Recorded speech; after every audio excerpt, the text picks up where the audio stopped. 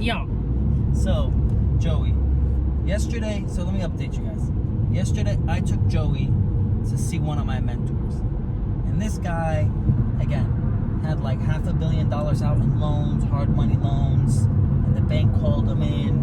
And this guy is the type of guy that's friends with other big players, right? And so we had lunch with him and one of his friends.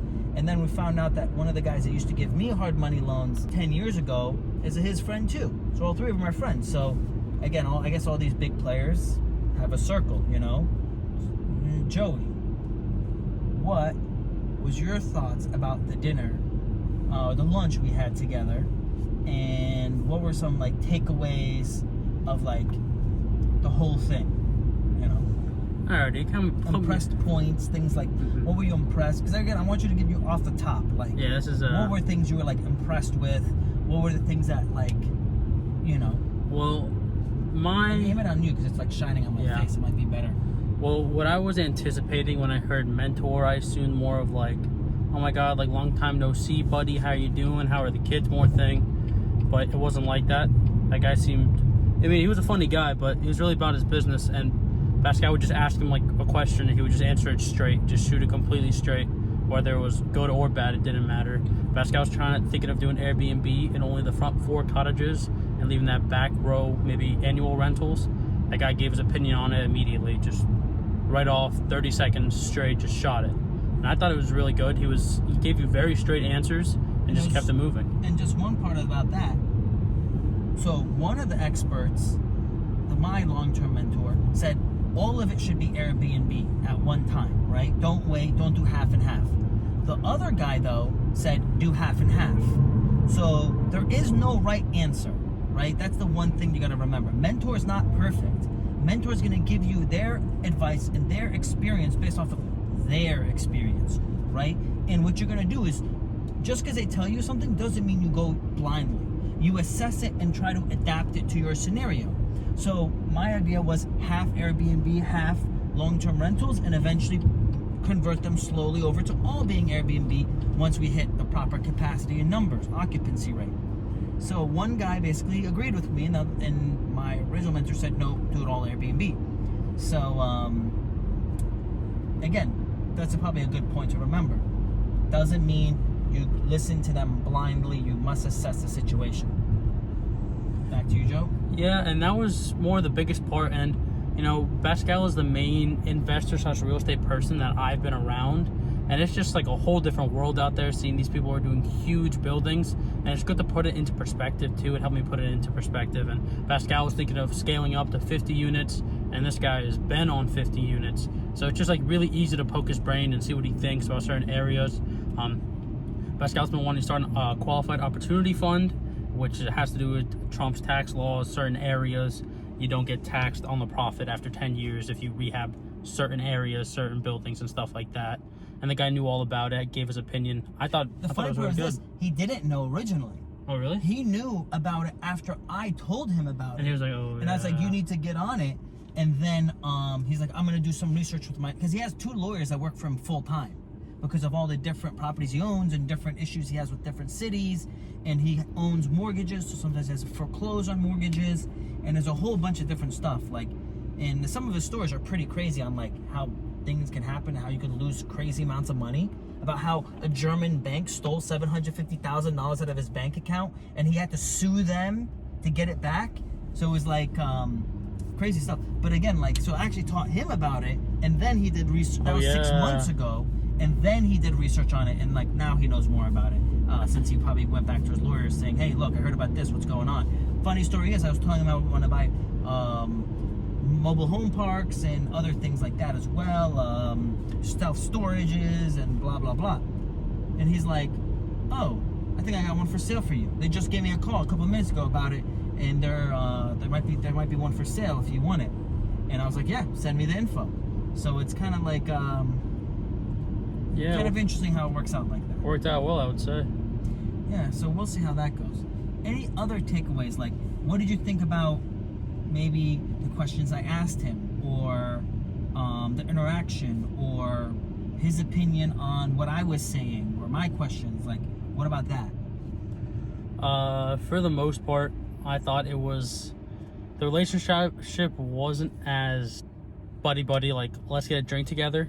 It was more of, it kind of seemed a little bit more of like a father-son, like, what's up, let me help you out type thing. But it seemed good. Pascal kind of impressed me a little bit, because this guy's obviously more of a, like, been in this longer. He looked 50 maybe. 60. He's 60. It's a father-son relationship because the dude is older. He could be your father. My dad. He could be he's your older than my father. dad. So it's not like we're not like totally cooling, you know, Yeah. like when we're going out, you know. So, but it was and cool. he's like old school. Like I met him through powerlifting. We're both powerlifters. We both competed together. We both worked at the same gym. So, yeah, that's how he's like, kind of like a straight shooter, no joking type of guy, and in that situation. But he's a nice guy. But yeah, if he says something and you're not listening, he will bite your head off. And that's most of like the big players. Like we were talking about this other guy, Jamie, which I got the hard money loan from 10 years ago.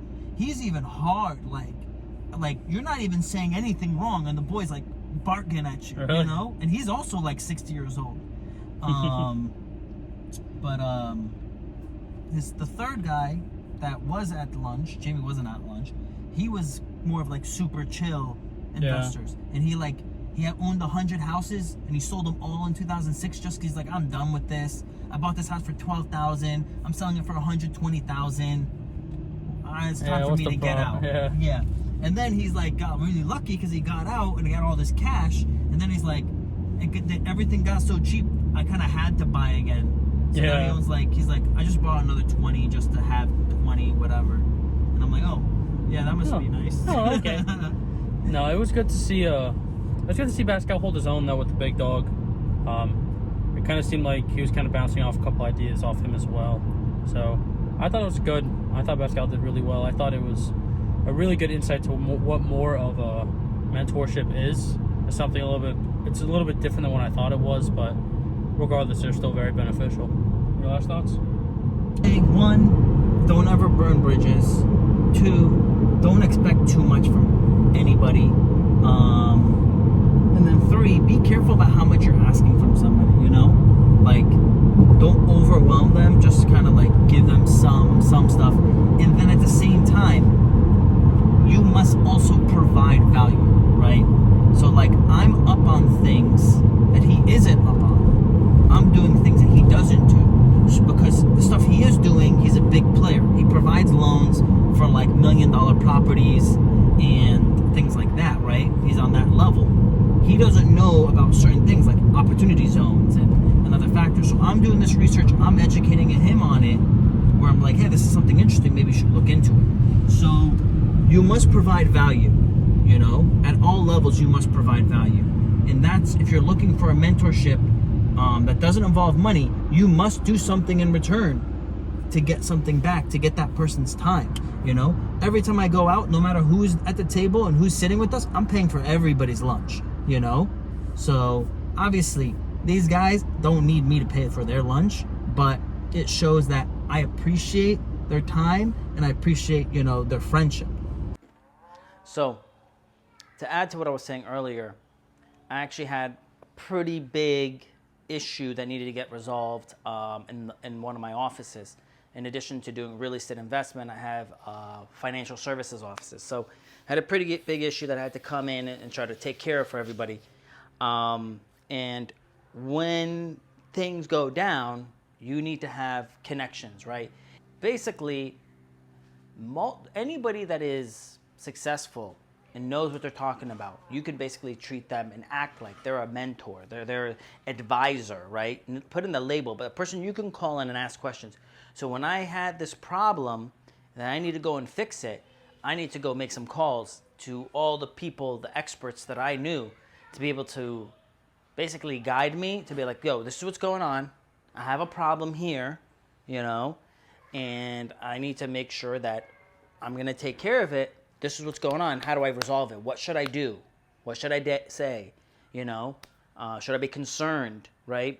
And they basically they told me what to do and how to resolve the issue. Make sure you keep people in your corner and you keep them saved to call on to help you resolve problems. Because Another big factor is you're only going to get paid as much as big of the problems you're willing to take on and resolve, right?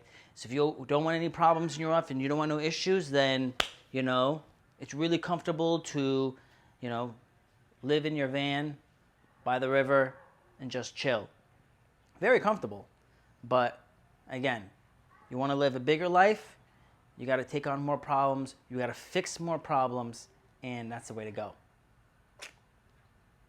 You know what's involved in insurance agencies? You sell insurance. You're like, I don't know if I want to do that.